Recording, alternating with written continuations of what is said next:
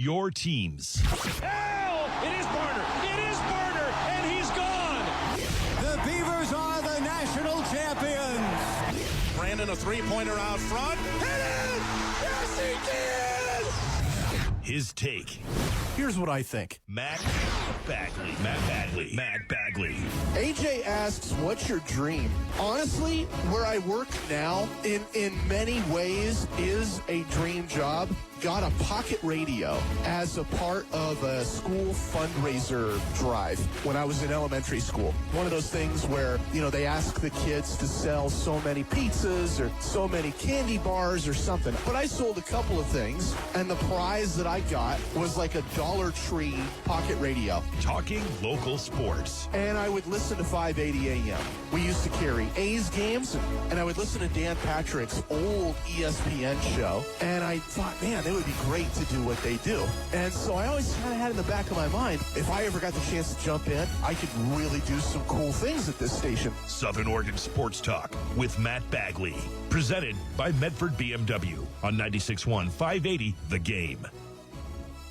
I have a lot of friends that grew up in restrictive homes.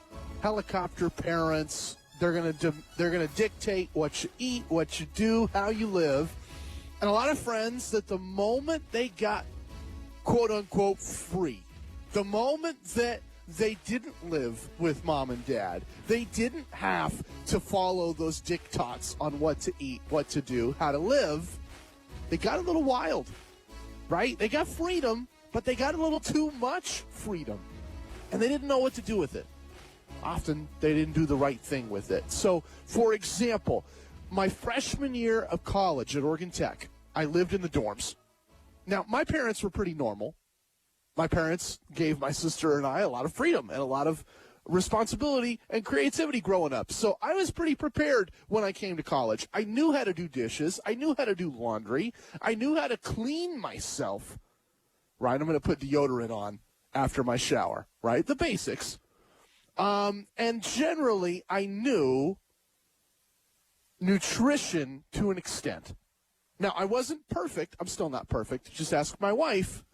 But compared to one of my neighbors in the dorms, I didn't have too much freedom. I wasn't ruining, with too much of a good thing. One of my neighbors in the dorms at OIT had about $200 or $300 left on a meal card at the end of his first term of his freshman year.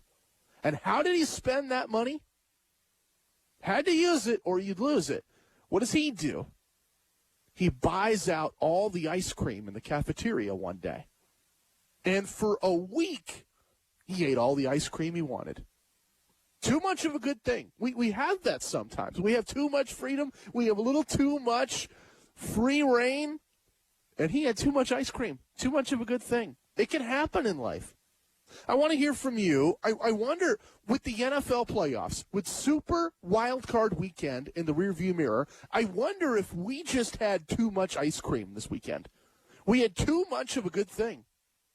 7 teams in each conference, 14 teams overall, 12 of them played this weekend, Super Wild Card Weekend. That means 6 games. That's, I think, too much. I think it was too much.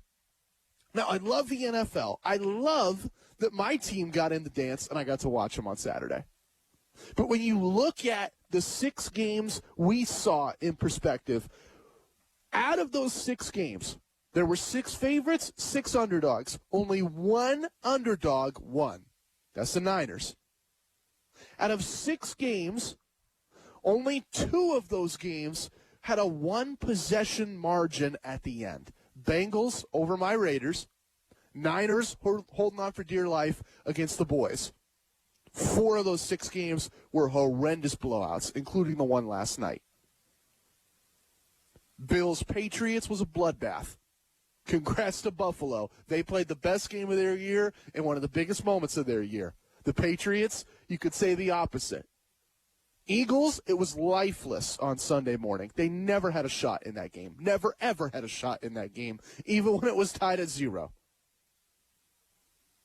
And then Ben Roethlisberger going out with a whimper on Sunday night, and Monday what I saw from Kyler and Cliff. It was ugly. It was awful. And I was embarrassed by picking the Cardinals. I was embarrassed that I said the Cardinals would win because they were horrible on Monday Night Football.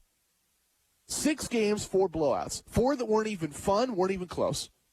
I think the NFL gave us too much of a good thing. I want to hear from you. 541-630-4792. Like my neighbor in the dorms my freshman year, eating all that ice cream for a week. All the ice cream he could possibly want. Didn't feel that good afterwards. Didn't have the best time with all that ice cream. Eventually, he came back in the cafeteria and had to get some real food. 6 games, 4 blowouts. I want to know if that was too much of a good thing for you this weekend. I want to know, as a football fan, did you watch 4 out of 6 of those games? Did you watch 6 out of 6 of those games? And I want to know if you're ready to watch 6 more next year in Super Wild Card 2023. I think the NFL has to consider scaling back, and they won't do it. We know why they won't do it. They need the money. They want to take every single penny out of everybody's pockets that they possibly can. That means as many viewers as possible. That means as many TV partners negotiating for contracts as possible. And that means offering up more games. You got to keep ESPN happy because they're getting killed on the Monday Night Football package. You've got to keep NBC, Fox, and CBS happy because they only get one piece of the pie. They want it all. And so the NFL comes up with Super Wild Card Weekend. But I think it's a diluted product. When you look at what happened to the 7 seeds in this bracket, neither of them put up a fight. When you look at what happened to the teams that had suffered injuries through that added extra game in the regular season, my Raiders injury list was ugly. The Cardinals injury list was ugly. They lost big as a result. You look at teams that lost momentum late in the year. They got tired, like the Eagles, got blown out by Dallas 2 weeks ago. How are they going to go to Tampa and beat Tom Brady? I didn't like what I saw Super Wild Card Weekend. I think the NFL made a mistake with this. I want to hear from you. 541-630-4792. Text your thoughts. Let's switch gears. Talk about something else here, top of the show. I just got really excited for the Oregon State spring game all of a sudden. I know it's January. I know we still have months to drum up conversation about this. But if you're an Oregon State fan, I think you're in a really rare space right now. Consider where the Beavers are compared to their opposition in the Pac-12. Oregon State keeps its coach, and Oregon State keeps its momentum. The Beavers are an improving program, and they will continue improving. They kept the staff. They keep a lot of their players intact out of the transfer portal. Look at Oregon. New coach, rebuilding project year 1, bunch of guys in the portal. That team is not ready to win the Pac-12 title. Look at USC. Same situation as Oregon. New coach, rebuilding, new staff, retooling. The Trojans need a line. Actually, you could say that on both sides of the ball, offense and defense. They aren't ready to compete for a championship. Washington is even further behind. Plus, they got a new coach, too. And Utah, as talented as they are and as experienced as that staff and team were, a lot of those Rose Bowl players are going to the NFL. They're moving on to the next level, and that means new guys have to step up. I don't think they're ready either. All in all, this could be Oregon State's year. Do they build a dynasty? I don't think so.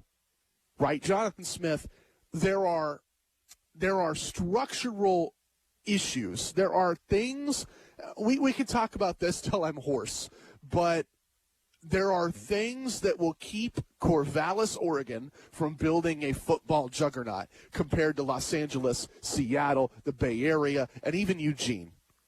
Right? Oregon State is not going to run the table year after year in the Pac-12, but I think they can catch fire with a great coaching staff. They can catch fire with a good, experienced roster, and they can catch fire when everyone else in the conference takes a step back. If they take a step forward, this could be their year.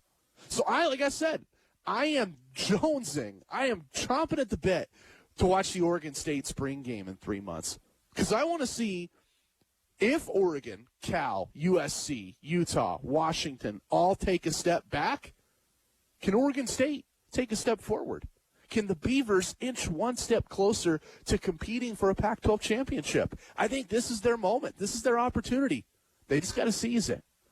Maybe they will. Maybe they won't. Let me know what you think. 541-630-4792. You keep your coach. You keep your staff intact.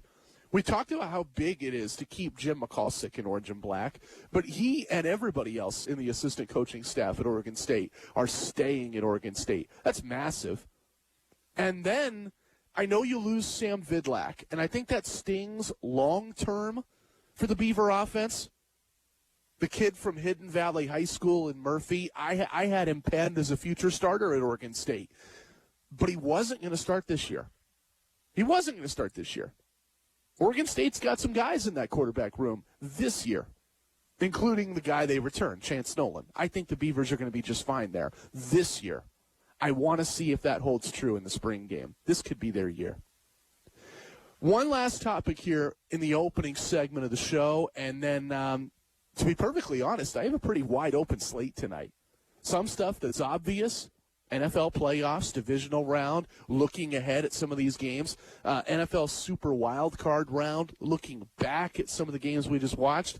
We could talk about Chase Cota jumping in the transfer portal. What would the former Medford star wideout bring to the Ducks?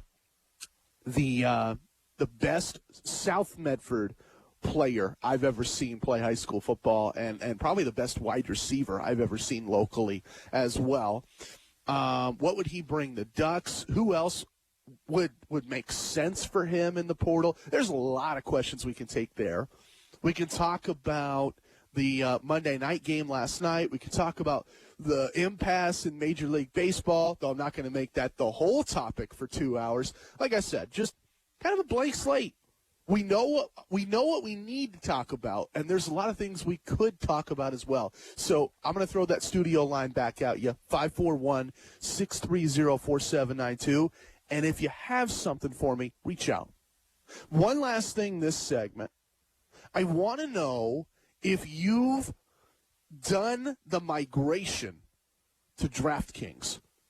Now, see, in Oregon, if you want to bet on sports, up until today, you had to use the Oregon Lottery's official app, Oregon Lottery Scoreboard.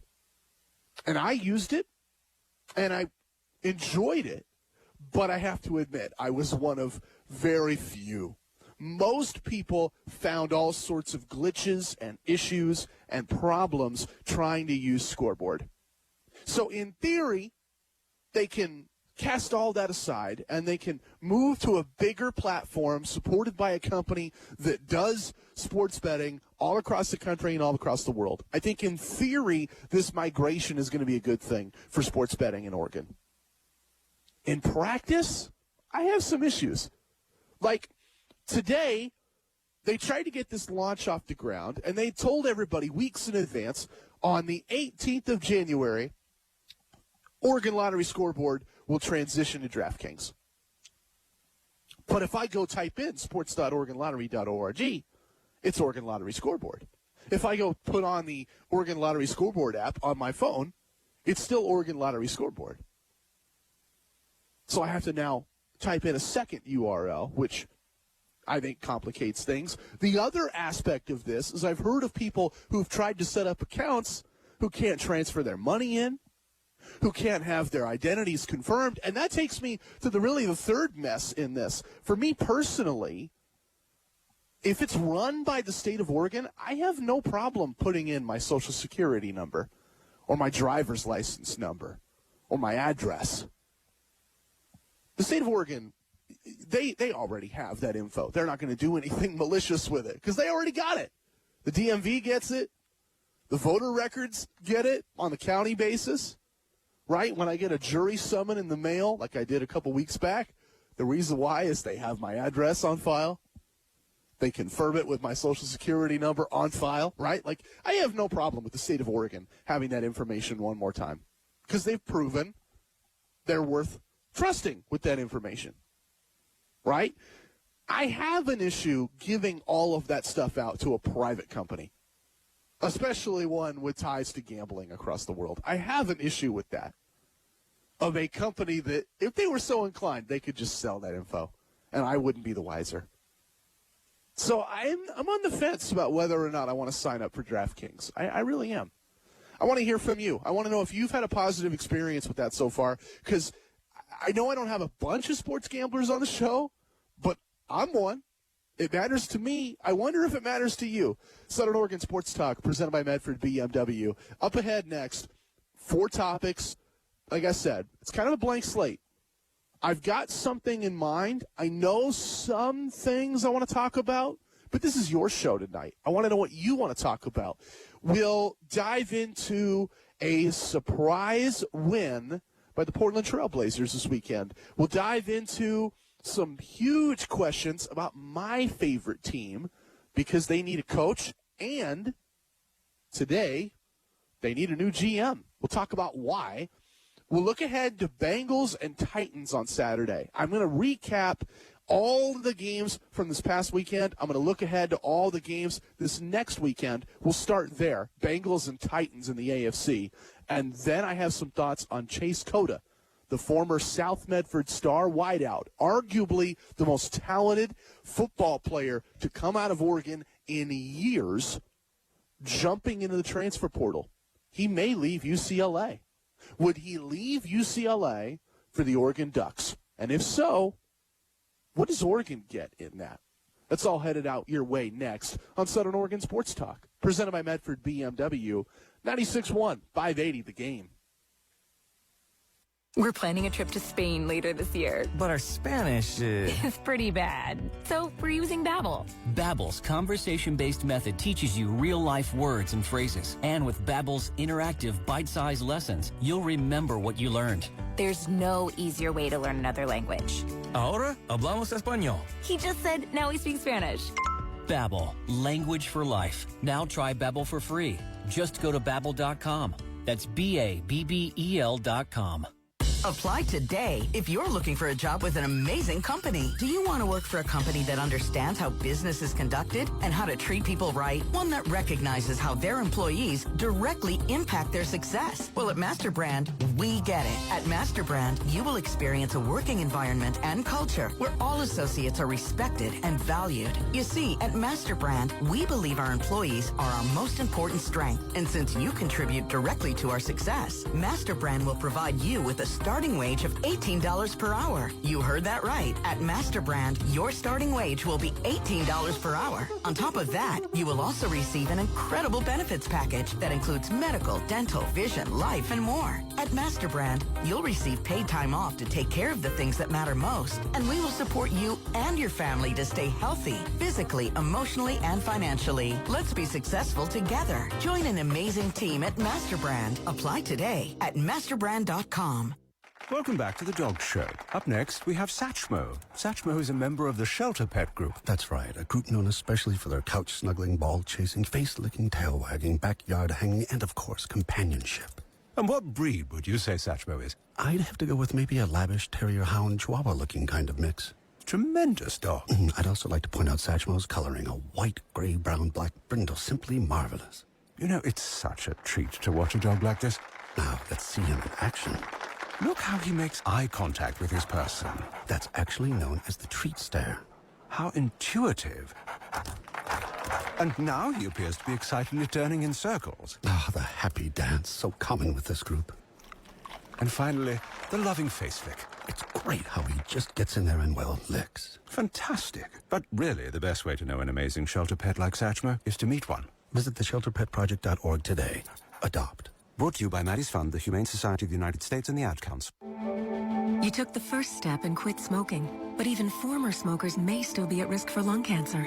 That's why SaveByTheScan.org wants you to know about a new low-dose CT scan that can detect lung cancer early. It takes only 60 seconds and could save your life. You took the first step, now take the next. Visit SaveByTheScan.org for a simple quiz to see if you're eligible and talk to your doctor about screening. SaveByTheScan.org is brought to you by the American Lung Association's Lung Force Initiative and the Ad Council. Southern Oregon Sports Talk with Matt Bagley. Talking local sports. Weekdays 4 to 6 p.m. on 96.1 580 The Game.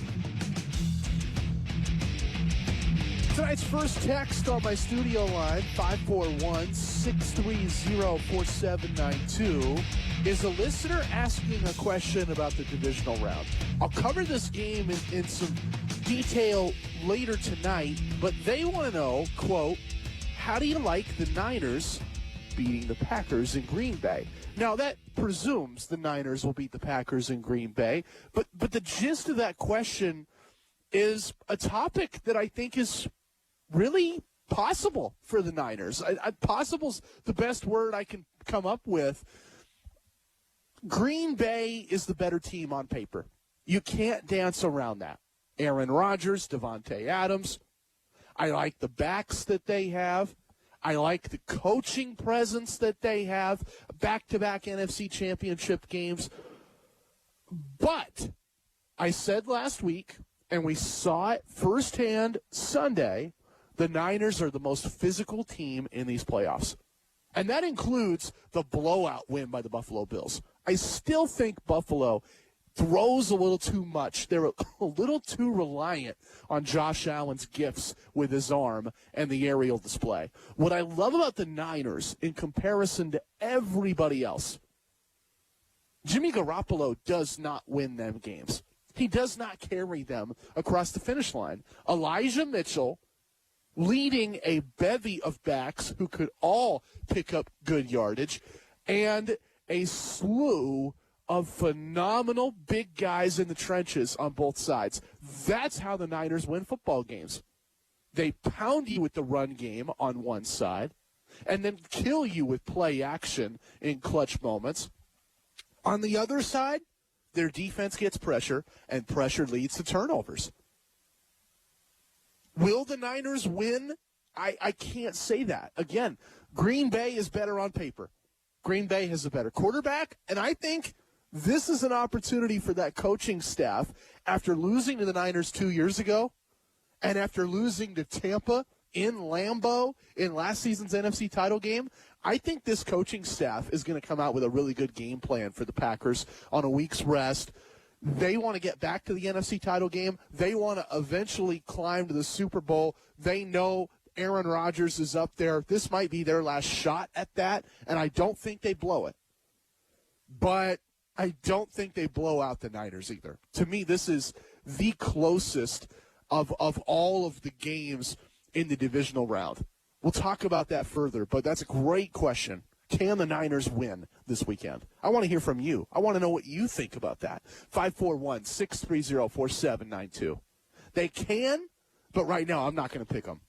A couple of topics here for you. I want to go over a concept that we've seen over the years in basketball, and we're seeing it again, potentially.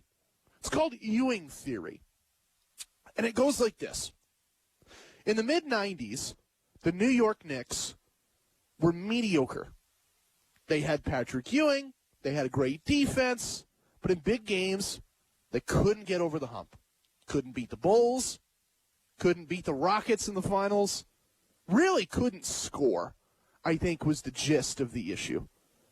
Ugly, but effective on defense, and then they just couldn't score on the other end. And so in big games, they'd come up short. And then a crazy thing happened. 1999, the NBA season was marred by a lockout. And Patrick Ewing got injured in a shortened season due to that lockout. And the Knicks somehow, some way, made it into the playoffs anyway. And then went on a miracle run. Now, they eventually lose in the NBA Finals to the San Antonio Spurs, but they got to the finals without their best player. And it was by far. Patrick Ewing wasn't even close. Like, Patrick Ewing was on a different planet compared to everyone on that team, and they got to the finals without him, thus coining the Ewing theory. Sometimes a team is better without their star player. Sometimes a team actually gets better without a superstar to focus everything through. There's more of the basketball to share. There's more focus and more, I think, reliance that everyone has in their teammates. You know if Patrick Ewing is out or Michael Jordan is out, or a modern example, right? Think about the Warriors last year without Klay Thompson making a run to the playoffs. Everyone else has to step up their game a little bit more. I wonder if the Portland Trailblazers are experiencing the Ewing theory right now. Are they the next example of that?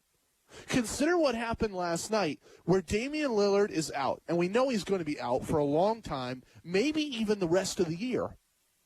And Yusuf Nurkic puts up his best game of the season, 21 points, 22 rebounds. C.J. McCollum puts up a great performance. He's back. And the Blazers win.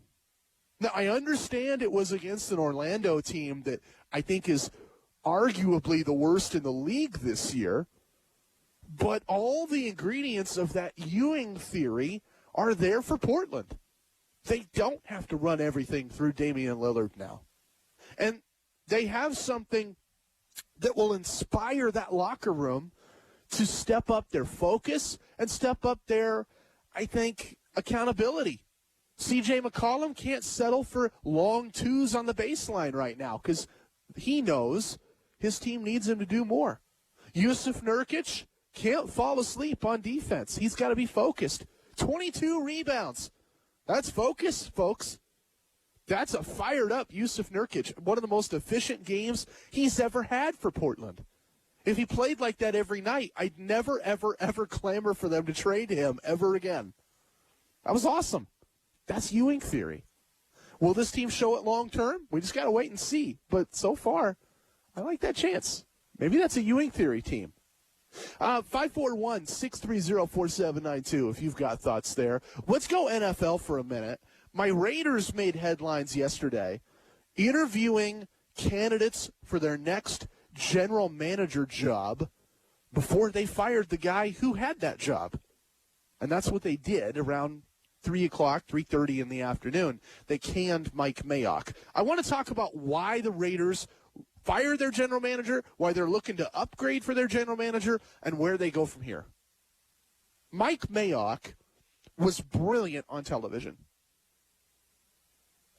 If you go back and watch NFL draft archives on ESPN in the 90s and the 2000s, or you go back and watch John Gruden and Mel Kiper running the draft together in the mid-2000s, 2010 era, compare that to Mike Mayock on NFL Network, and it's night and day.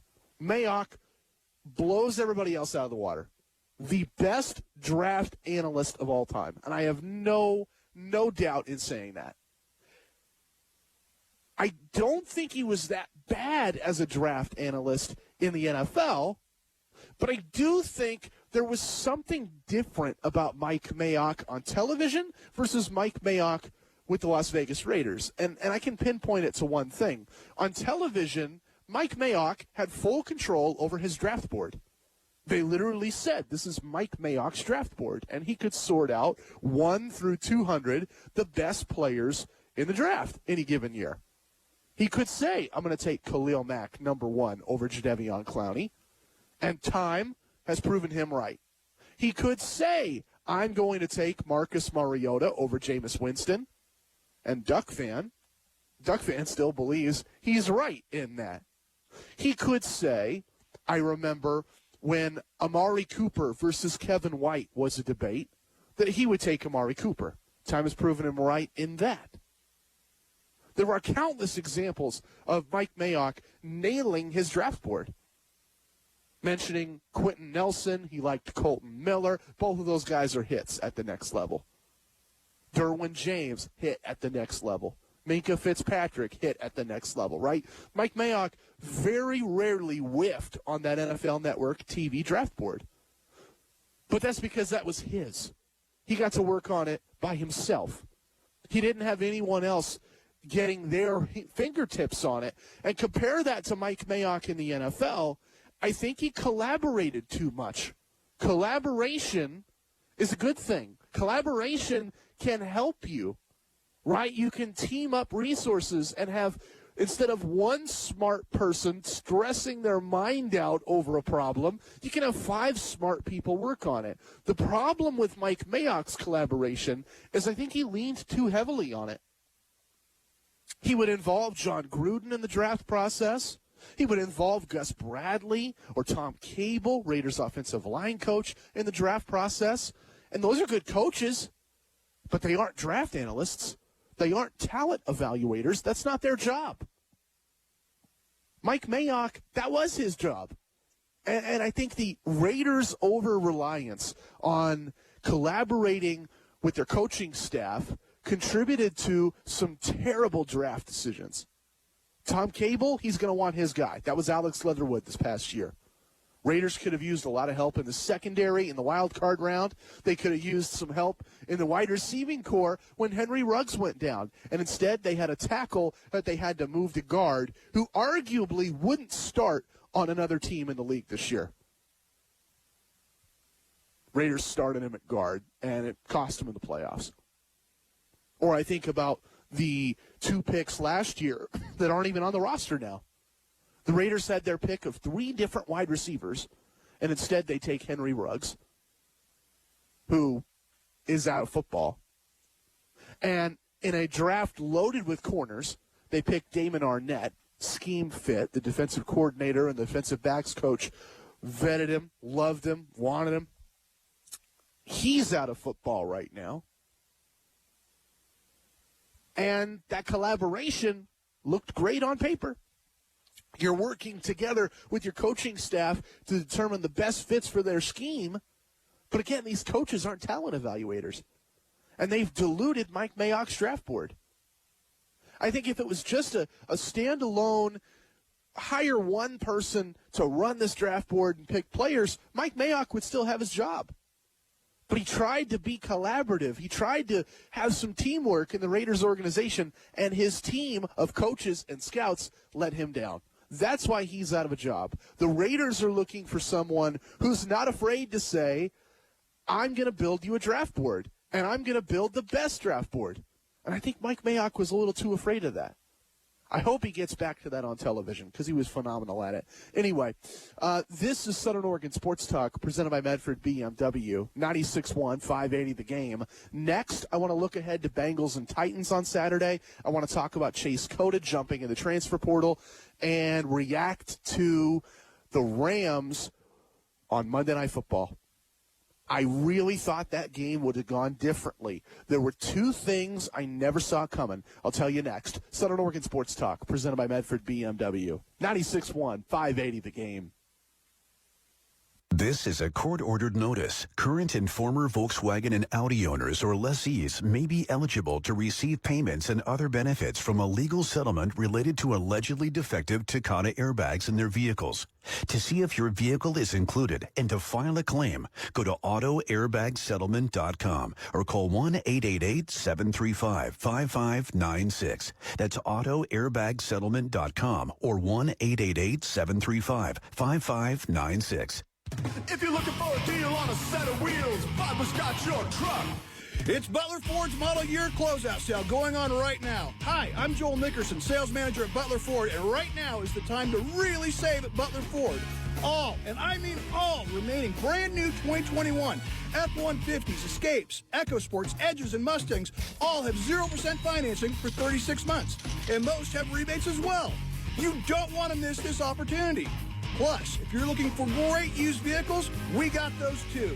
Used trucks, SUVs, sedans. We've got Fords, GMCs, Mazdas, Volkswagens, and Dodges. Over 40 on site and more on the way coming in every day. Great pricing on awesome vehicles. Butler's got your truck. Big or small, we got them all. Right here in Ashland, exit 19. Check us out at butlerford.com.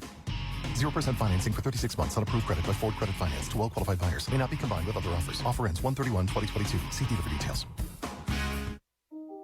The average time a resume spends on an HR manager's desk is 7 seconds. And most of them are tossed aside. Now imagine if one of those resumes belonged to Yasmin, who was living in a shelter, juggling 3 jobs. I had to be resilient. That's something that you can't teach. Or if that resume was from someone who Worked 12-hour shifts at the recycling company with my dad, who's 72. That taught me a work ethic that I carry with me every day. We rely so much on a resume, yet it could never tell the full story of someone. Growing up where I did, a lot of things could have gotten in the way of my goals. But I learned to push through, and that's what I bring to work every day. So maybe it's time we look beyond the resume and look to Grads of Life. Discover new ways to develop great talent that are so much more than what's on paper at gradsoflife.org. A public service announcement brought to you by Grads of Life and the Ad Council. Here's that song again. Here's that song again. For the 100th time today. Here's that song again. It's gonna be stuck in your head all day. Here's that song again. It will make you cray, cray. You love your kids enough to watch that TV show a bajillion times. Love them enough to make sure they're in the right car seat for their age and size. Show them you love them. Keep them safe. Visit nhtsa.gov/the-right-seat. Brought to you by the National Highway Traffic Safety Administration and the Ad Council. Southern Oregon Sports Talk with Matt Bagley. Talking local sports. Weekdays 4 to 6 p.m. on 96.1 580 The Game. Friday night, we had high school basketball right here on the radio. Next Saturday, we'll continue this season's high school basketball coverage. North Medford have a doubleheader Saturday the 22nd at Grants Pass. South Medford have a doubleheader Saturday the 22nd at South Eugene. Coverage starts for both games at 1:30. North Medford on 96.1, 580 The Game. South Medford on News Media, 99.5 FM, 880 AM, KCMX. So Saturday at 1:30, high school basketball. Follow-up question to that, I would assume, is what about the NFL playoffs? Well, Saturday we have high school basketball, and then that's going to segue into the Beaver game as long as Oregon State still gets to play that Beaver game. Never know, right? Wazoo had to postpone their Thursday game against the Ducks. Maybe they postpone their Saturday game with the Beavs. But as for now, that's a green light go. That's our plan for Saturday. And then Sunday is an NFL doubleheader. I'll talk about ways you can still listen to the Niner game later on tonight here on the show. But let's look at a few topics here. I want to look ahead to Bengals and Titans Saturday in the divisional round. Does Cincinnati have a shot to make a Cinderella run to the Super Bowl? I think this Titans team is the easiest of the foes they would have remaining. Like, I don't know how anyone watches Buffalo destroy New England and say, oh, that team's a cakewalk. Or anyone watches Kansas City blow up Pittsburgh and go, yeah, the Chiefs are beatable. No. Come on. Like, that Bills-Chiefs game is going to be the best game of the playoffs so far. That's the easiest prediction I can make all week. The Titans don't have the same firepower that those teams have. Good regular season. I mean, hey, you beat the Bills in prime time early in the year. You beat the Chiefs when they were depleted with injuries and still figuring out how to beat that two-safety defense that everybody threw at them. Picked up some good wins. Picked up the 1 seed and a bye that came with it. But on paper, I think this is the easiest team left in the AFC. I really want to pick the Bengals on Saturday. I'm not going to say that right now. I'm not going to tell you that it's locked in stone. But Joe Burrow came out guns a-blazing on Saturday. Great passing, great playmaking. And no, I don't think the Bengals won that game because of an inadvertent whistle that was ignored. That whistle was blown as the ball was in the air. As the ball was in the air. The receiver's going to catch it. He's going to get both feet in down. It's not like he's going to quit if he hears that whistle. So sure, by the book, you should have ignored the play and replayed it, but go back and watch the replay. That whistle takes place literally milliseconds before the Bengals make a touchdown catch. So I don't mind that they ignored that. Where I do think the Bengals won on Saturday was their passing game was unstoppable, and their game plan, outside runs, executed to perfection. The defense, too, the way they mixed up their coverages. Derek Carr was looking for one thing pre-snap, and the Bengals would show him something else completely different post-snap. That made a huge difference. Eventually, the Raiders figured it out, marched down the field in the 2-minute drill, but it was a little too late. The majority of that game, the Bengals kept them from moving the football because their defense executed a perfect game plan. I think they came out way more prepared and way less nervous than I expected in the wild card round, and I think that's going to carry over to the divisional round. This is going to be a really difficult game for the Titans, especially if Derrick Henry doesn't play. I've read that he'll be activated this week, but does he play? Hasn't had carries in half a season. Now, I'm sure they'll give him touches. I'm sure they'll give him opportunities. It's Derrick Henry we're talking about here. But isn't he going to be a little rusty? Isn't he going to be a little raw coming out of the gate? First reps in half a year. I like the Bengals in this game. I'm leaning heavily on Cincinnati right now. Maybe I'm crazy. Maybe I'm wrong. Maybe you're right. Let me know. 541-630-4792. One more topic this segment. How about this story?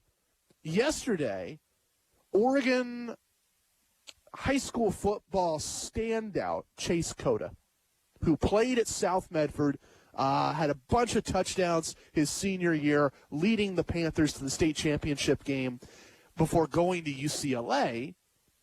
That Chase Cota elected to join the transfer portal. So he might leave UCLA. He might look at other schools. And right off the bat, the two questions that burn in my mind are this. Where does Oregon stand in the Chase Cota sweepstakes? And if he went to Oregon, what would he bring to Oregon? First off, you have to look at the roster and say, I think there's a spot for a great wide receiver who can run routes, catch, and block. Watch the LSU tape from this past year. One of the reasons the Bruins had that big upset win at the start of the campaign was Cota's ability to block outside. They could go to a spread formation with 3 or 4 receivers and still run the football effectively. So I think there's a place for him on not just Oregon's roster, but any roster in the Pac-12. You need wide receivers. You need a guy like Chase Cota. Again, run routes, catch, and block. He can do all 3. I think he has a fit on any team in the Pac-12. The next thing is, what would he bring to Oregon? And I can talk about the on-field. I can say he runs routes, catches, and blocks. He's a great wide receiver. But to me, that's only half of it. The other half of it is the character you're getting off the field. Oregon State has excelled with this in years past, where they might take a flyer on a kid from SoCal or a kid from Phoenix, somebody from a market that has a great high school football tradition, developing talent, and then they'll pair that player with a lifelong Oregonian or a lifelong Oregon State fan who was a good high school football player. I think about a Corey Stover from Marshfield in the Oregon Coast, or a Tegan Cotoriano in Salem, who's now looking at the NFL. Think about the running back from Jesuit that they got to transfer from Washington, Trey Lowe, or, of course, local kids. Sam Vidlac transferred out, so I'm not going to use him in the analogy, but Bryce Bramsher from Medford was at Oregon State. Like, there are a lot of examples in years past of local kids getting that opportunity to wear the orange and black, and maybe they don't make an impact in the starting lineup, but they make a huge impact in the locker room. They help develop a culture that ties in those better athletes from all across the country. And I think that's what Chase Cota could be, a guy that ties in the culture at Oregon and helps the outsiders, helps the recruit from Florida or Texas or Cali connect with the ethos that's developed at Oregon. Lifelong Oregonian. He's an Oregon legacy. His father played for the Ducks, Chad Cota. And I think his personality, I've had him on the show before, really smart, great listener, great communicator, music major when he was at UCLA, so kind of an outside-the-box personality. I think he'd be a really good fit at Oregon, and I think he'd be a hit in the locker room. So I'm hoping if he does have to leave UCLA in the portal, I'm hoping he leaves for the Oregon Ducks. We'll see what happens, obviously. He could stay at UCLA, and if he does, more power to him. He's not going to blow up the stat sheet, but I've loved what I've seen on tape. I think he has a potential at the next level. If he has to leave, I hope he goes to Oregon. 541-630-4792. Let's wrap hour number one next. I want to go over the Rams' Monday night win. I want to look back at the Niners getting that win Sunday over the Cowboys. And let's talk about something that slipped under the radar yesterday. Big win by Kelly Graves and the Oregon ladies. Headed your way next. Southern Oregon Sports Talk. Fast, reliable internet is essential for online education, remote work, healthcare visits, and our quality of life. Do you live in a rural area and have slow internet speeds? Funds are on the way to improve broadband services in rural Oregon. Jackson and Josephine counties need your help to make that happen. Please take an online survey at jcor.us. It takes about 2 minutes. That's jcor.us. When you order your Walgreens prescriptions with same-day delivery, it's possible you'll experience some side effects. Side effects may include joy that you won't run out of your pills and disbelief at just how crazy fast the delivery came right to your door. Get your same-day prescription refill today on the Walgreens app. To use same-day RX delivery or 1 to 2 business day delivery, you must be opted into prescription status alerts. It will appear as an option of orders before that store's cutoff time for the day. Certain health plans do not cover or participate in same-day RX delivery. Check with your health plan for further details. Excludes California. Cutting the price of your wireless bill feels good. Really good. So good, you gotta try it. With Straight Talk, you can get our Silver Unlimited plan for just $45 a month. Now with unlimited high-speed data, plus 5 gigabytes hotspot data, and no contract, with nationwide 5G on America's best networks. Why pay a whole lot for your data when you can get unlimited for a whole lot less? Straight Talk Wireless. Available at Walmart and Walmart.com. 5G capable device required. Actual availability, coverage, and speed may vary. See terms and conditions at straighttalk.com. Music is a bridge between the material and the spiritual.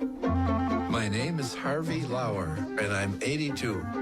As a blind person, you have to be aware that nobody can tell you what you can or can't do. You really have to try things. My folks got me a little radio in 1940, and that was the best Christmas present I ever got. When I was 11 years old is when I started to play music, play the piano, and then the accordion, and then the cello. My wife, who was also blind, was a good cook. When she died, that's when I started Meals on Wheels. America, let's do lunch. 1 in 6 seniors faces the threat of hunger, and millions more live in isolation. Drop off a hot meal and say a quick hello. Volunteer for Meals on Wheels by donating your lunch break at americaletsdolunch.org. This message brought to you by Meals on Wheels America and the Ad Council. I was in the hospital with my son for 18 months. When he got injured, I knew I had to be strong. I just remember rushing into his room and giving him a big hug and letting him know I was there. These veterans and families are just a few of the heroes we serve at Homes for Our Troops. We build specially adapted custom homes with features like wheelchair access and automatic door openers that allow them to focus on their recovery and family. This house is freedom. It's hope. It's a new beginning. Visit hfotusa.org.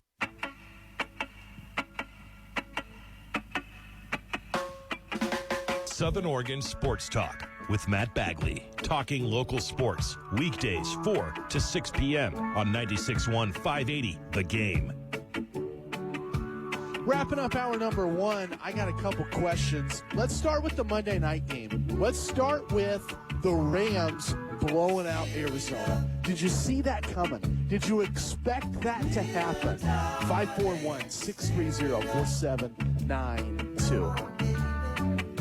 I have to admit, I kicked myself after the fact. I should have seen this coming. The Cardinals had that tailspin the last month of the season. They couldn't beat anybody. And their offensive line stopped protecting Kyler Murray.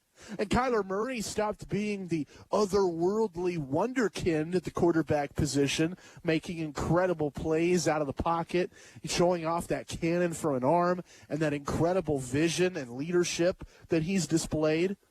Like, he didn't look like a rookie last year. You know, he was running an NFL offense at full capacity. No rookie wall, no mental holdup. I thought this team's going to take the leap.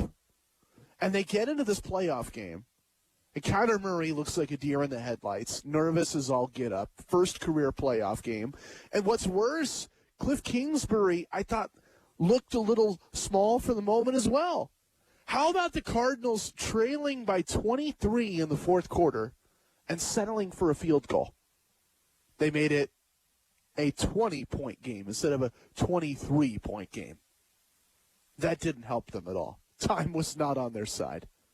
But I look back at the coaching mistake there. I look back at the decision to run the football all drive and then kick a field goal. Why not go for the win? Why not try on 4th and 20 to get that first down and give your team hope? Get a touchdown, and it's a 2-score game with about 4 or 5 minutes to go. I've seen crazier things happen, but I guess Cliff Kingsbury hasn't. I was really disappointed in the Cardinals. And obviously, they lost that game way before the fourth quarter, way before that field goal call in the fourth quarter. They lost that game when their game plan absolutely collapsed. You try to run draws, you try to run screens. I understand why. You're going up against Aaron Donald, Von Miller, Leonard Floyd. That defensive line is full of monsters. You want to negate that pass rush, and screens and draws are a great way to do it. But when your draws are getting blown up, James Conner can't get any yards, Chase Edmonds can't get any yards, and your screens are leading to interceptions, you have to change the game plan. The Cardinals never did.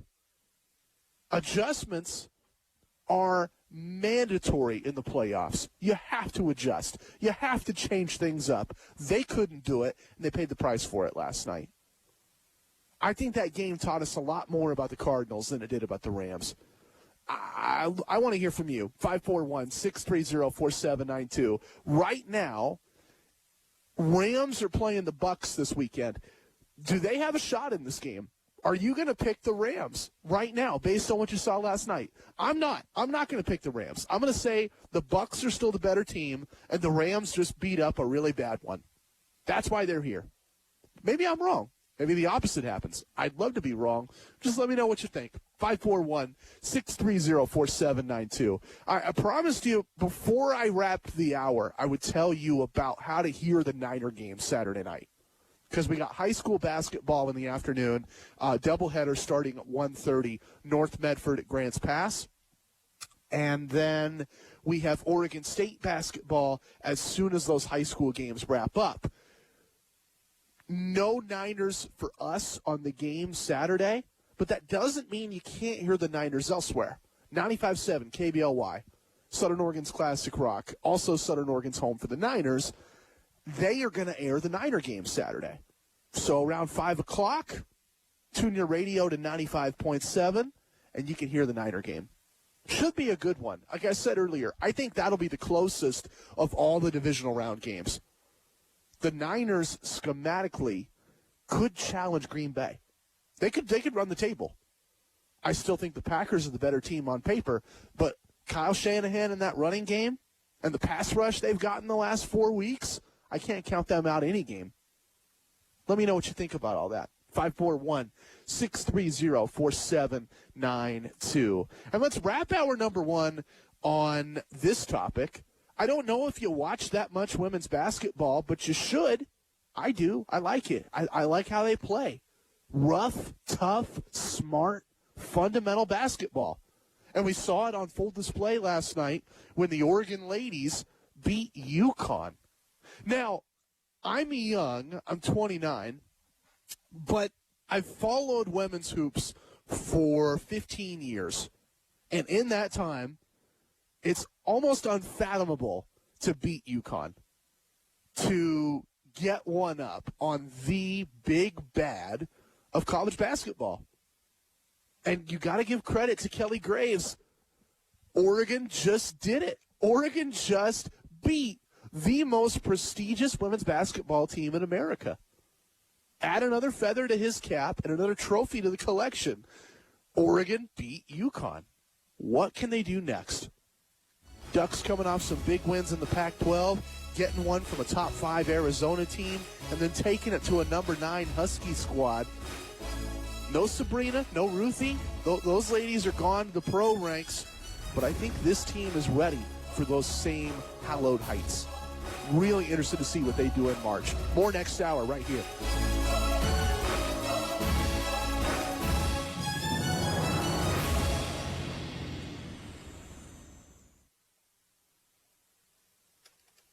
You don't usually get a stock tip from a 16-year-old, but I'm here to tell you about a different kind of stock. It's called Better Futures, a stock for social change that's not about making money. Instead, you invest to help students like me go to college. This is beyond a simple donation. It's the opportunity for America to invest in its kids and take an active stake in the future of the country. The return on your investment isn't money. What you get back is knowing you protected our potential. So one day, that potential can grow up to become surgeons and architects, executives and engineers, people who can change the future just by being a part of it. My name is Alicia, and I'm your dividend. Invest in better futures with UNCF. Visit uncf.org/invest. A mind is a terrible thing to waste, but a wonderful thing to invest in. A public service announcement brought to you by UNCF and the Ad Council. The journey of 1,000 miles begins with the first step. At Children International, we know that the journey to end poverty for good begins first with a child. It starts with their first checkup, lesson, opportunity, job. That journey takes commitment from people like you and me to end poverty for good. Learn more at children.org. Hey, America. We need to have a little talk. We've got more food in our country than we know what to do with. Food at the grocery store and food in the vending machines, fast food, health food, and seafood. We've got so much food that anything people don't buy, we just throw out. Yet 17 million kids in America struggle with hunger. That ain't right. Luckily, the Feeding America nationwide network of food banks has volunteers gathering excess food and getting it to hungry kids. They're kind of like food angels. Yeah, I made that up. It's kind of catchy. Hello, people. This isn't rocket science. We could solve hunger today. To start, become a food angel yourself by supporting Feeding America and your local food bank at feedingamerica.org. That's a website. Duh. We can't do it without your help. Brought to you by Feeding America and the Ad Council. After I came home from Iraq, I could still hear the booms. Makes it hard to be a good mom. As America's veterans face challenges, DAV is there. I'm Naomi Mathis, Air Force veteran. DAV helps veterans get the benefits they've earned. Thanks to DAV, I was able to begin to heal. With the right support, more veterans can reach victories, great and small. My victory is being able to be here for my children. Support more victories for veterans. Go to DAV.org. My reason why is community. My reason why is leadership. My reason why is to inspire others. Why do thousands of teenagers here in Oregon participate in high school sports and activities? My reason why is friendship. Their reasons are as diverse as the students themselves. But the one thing they all share is the opportunity to have fun and learn important life lessons. Lessons like supporting their community, learning how to be a leader, and building lifelong friendships. My reason why is defying expectations. Is there a grade school or middle school student in your family?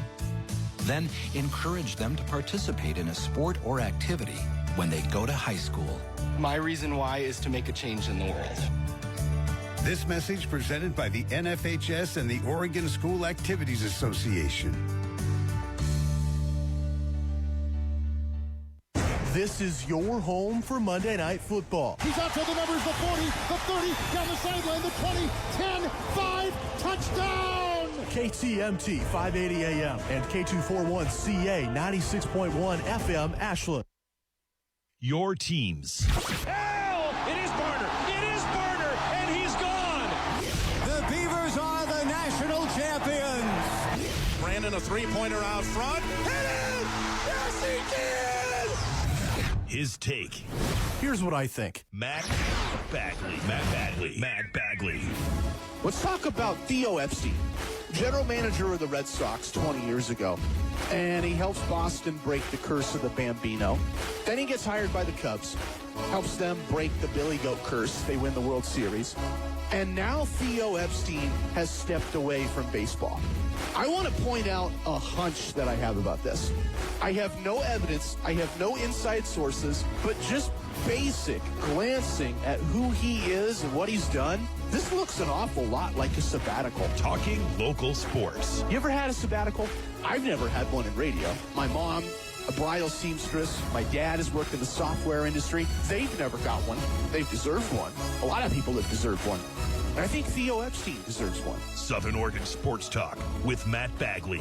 Presented by Medford BMW on 96.1 580 The Game. Did you hear about the Seahawks? Quiet week for them. They don't fire Pete Carroll. They obviously can't trade Russell Wilson yet. They got to wait till the league year starts in March. But they did let Ken Norton Jr. go. They jettisoned their defensive coordinator, Ken Norton Jr., and I think this is going to be the extent of what they do. I don't think you're going to see seismic changes from Seattle. Reportedly, the Seahawks owner, Jody Allen, met last Thursday with Pete Carroll and John Schneider. That's the head coach of the Seahawks and the general manager of the Seahawks, the two most important people in their front office. And the owner came to the conclusion, everything's okay. End of the season meeting, there were no edicts, there were no ultimatums, and those guys get to keep their jobs. Ken Norton doesn't. I want to hear from Seahawks fans. I want to know if that's the major move they make. If the biggest thing that happens this offseason in Seattle is you swap defensive coordinators, is that okay? Do you like that move? Do you approve of that move? And do you think the Seahawks are going to be fine with that? Let me know. 541-630-4792. I'm not advocating that you get rid of everybody and then get rid of Russell Wilson. But I have my doubts about Pete Carroll and John Schneider running that organization in the years forward. Like, Ken Norton Jr. is not a perfect defensive coordinator. He's had multiple opportunities now with the Raiders and the Seahawks. And you throw in the Niners, would have been the defensive coordinator of the Niners if he hadn't have taken that Seahawks job. I think he's a good position coach. I think he's an okay coordinator if you have talent around him. And the Seahawks just didn't have talent around him. In the defensive line, who was making plays to win games? Nobody. In the secondary, same story. Bobby Wagner was a shell of himself this year with injuries, and I don't think you can blame Ken Norton Jr. for the reason the Seahawks are in the situation they are in.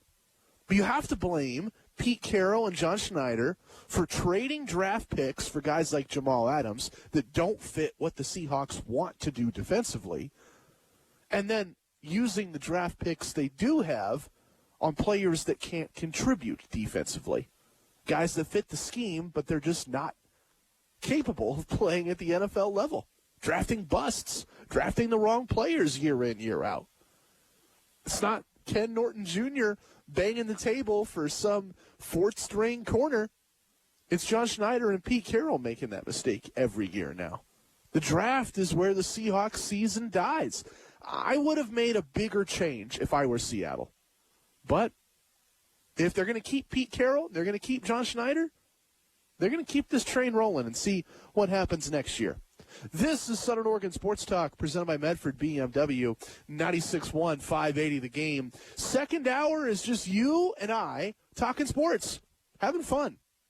Like, I want to look ahead to the divisional round, Niners and Packers, later on this segment. First, I want to talk about my team for a minute.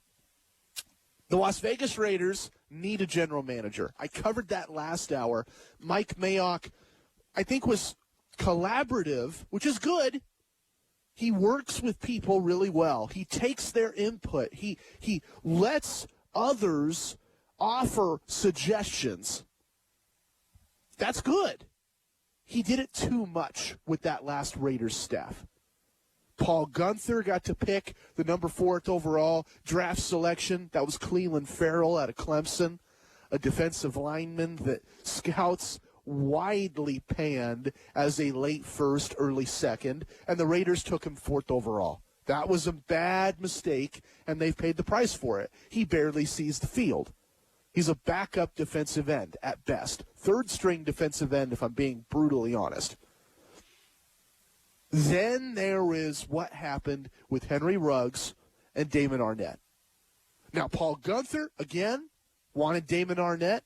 John Gruden believed Damon Arnett's character wasn't an issue. I can coach him. And I think even Mark Davis said, you know, it's the Raiders. It's the Raider way. Let's take on a guy with red flags in his character and give him a shot to grow up and see what happens. Al Davis did that time after time after time. And so Mike Mayock listens to all these people and says, okay, they want Damon Arnett. I'll get them Damon Arnett. That was a bust. He's no longer on the team. Henry Ruggs, another example. 3 great options at wide receiver, arguably 4 if you throw in Brandon Ayuk, and 5 if you consider Justin Jefferson. And the Raiders pick the 1 out of those 5 that is out of the league in his 2nd season and likely will be out of the league for the rest of his life. That was a mistake, and I think collaboration had to play a part in that. John Gruden wanted speed. Mark Davis wanted speed. That's a Raider mystique. That's a part of the Raider way, right? You want to hit the deep ball. And Mike Mayock says, okay. Collaborative approach is great. I think it works in business. I think it works in life. I just think the Raiders collaborated too much in their draft process. So Mike Mayock is out, and I have no problem with it. As for the next question with Las Vegas, let me throw this at you. Who's going to be their next head coach? Right now, Las Vegas, the betting capital of the world, has a pretty interesting answer. The betting favorite right now to be the next head coach of the Las Vegas Raiders on sportsbetting.ag, and I'm sure you'll find this similar odds across the world right now. The betting favorite to be the next head coach of the Raiders is Jim Harbaugh. 2-1 for Jim Harbaugh. Wow. Like, last week I said he's not leaving Michigan. And I can give you that rationale again. Jim Harbaugh had a $4 million pay cut in 2020, as did a lot of coaches across college athletics, right? When games are getting canceled, when games aren't getting played, and in his experience, there was doubt that any games would get played, the athletics department came to him and said, okay, we are bleeding money. We need you to take a pay cut. So he did so. It was a good soldier, good company man. Gives up $4 million. I think his agents are just trying to get that money back. I think his agents are going to take any offer the Raiders give them or the Bears give them and run it back to the folks that control the football program in Ann Arbor and say, here's what you need to match. Will Michigan do that? I don't know. Will Michigan match a contract that the NFL offers Jim Harbaugh? I don't know. At this point, I don't know. Last week, I thought it was a done deal. This was just his way of getting that $4 million back.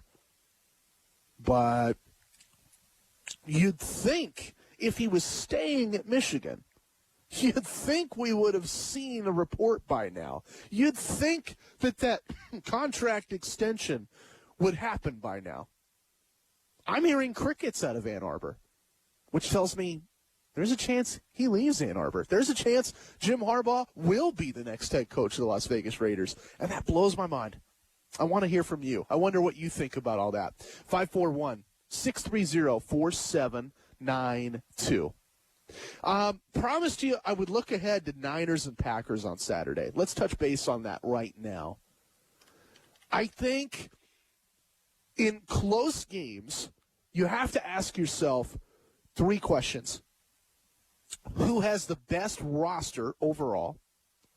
Who has the best quarterback? And who has the best coach? Best roster is clearly the Green Bay Packers. I don't want to hear any debate on this. Devontae Adams, maybe the best wide receiver in football right now. Aaron Jones, he can catch lightning in a bottle out of the backfield. We know what Aaron Rodgers can do. We'll talk about that in a minute. And that Packer defense is getting healthy. I mentioned this heading into the playoffs. One of the big reasons why I like Green Bay to win the NFC is I like that they have more rest than everyone else. They have a bye week. They had an opportunity to sit back and recover while everybody else takes more beatings. Football is not a contact sport, it's a collision sport. And for 1 week, they got to avoid those collisions. That makes them a little bit healthier, a little more well-rested, a little deeper than every team they'll face, including the Niners. And I think Saturday that has to be taken into account. The other boxes you could check off in this matchup. Who has the better coach? Who has the better quarterback? I'll give that to Kyle Shanahan. I'll say Kyle Shanahan is the better coach in this game. But, and here's the big, the but in all this, Matt LaFleur has taken the Packers to back-to-back NFC championship games. Matt LaFleur has won over 70% of his games as a Packers coach. 7-7-4 is his career record if you include those 2 NFC title losses. 7-9-6 is the win percentage he has in the regular season. Both of those are ridiculous. Winning more than 3/4 of your games, that's ridiculous. So, sure, he's not the best coach in this matchup, but it's not by much. And then quarterback, I think Aaron Rodgers is miles ahead of Jimmy Garoppolo. Again, there's no real argument there. Jimmy is a good winner if you have a great offensive line and a great running game and a great receiving core and a defense that can hold up its end of the bargain and a coach that calls the right plays at the right times. Jimmy can lead you to wins. Jimmy can even take you to a Super Bowl. But Aaron Rodgers can win the thing. He's done it before. He can do it again. And Rodgers has a full cupboard of guys. He can hit them. He's playing out of his mind. I think Green Bay has a better roster. I think they have a marginally worse coach, but a way better quarterback. So right now I'm picking the Packers. I haven't locked it in. Haven't set it in stone. You never know. Maybe there's an outbreak that happens. Maybe there's a fluke injury that happens. But I think the Packers have to be expected to win on Sunday. 541-630-4792. Let's talk about Chase Cota jumping in the transfer portal. I said he was the best Southern Oregon area wide receiver I've ever covered. Star at South Medford a few years back, went to UCLA. Now he's in the transfer portal. Will he go to Oregon? And if he doesn't go to Oregon, what other options does he have? Let's talk about that next. Southern Oregon Sports Talk, presented by Medford BMW. 96.1, 580 The Game. If you're looking for a deal on a set of wheels, Bubba's got your truck. It's Butler Ford's Model Year Closeout Sale going on right now. Hi, I'm Joel Nickerson, sales manager at Butler Ford, and right now is the time to really save at Butler Ford. All, and I mean all, remaining brand new 2021 F-150s, Escapes, EcoSports, Edges, and Mustangs all have 0% financing for 36 months, and most have rebates as well. You don't want to miss this opportunity. Plus, if you're looking for great used vehicles, we got those too. Used trucks, SUVs, sedans. We've got Fords, GMCs, Mazdas, Volkswagens, and Dodges. Over 40 on site and more on the way coming in every day.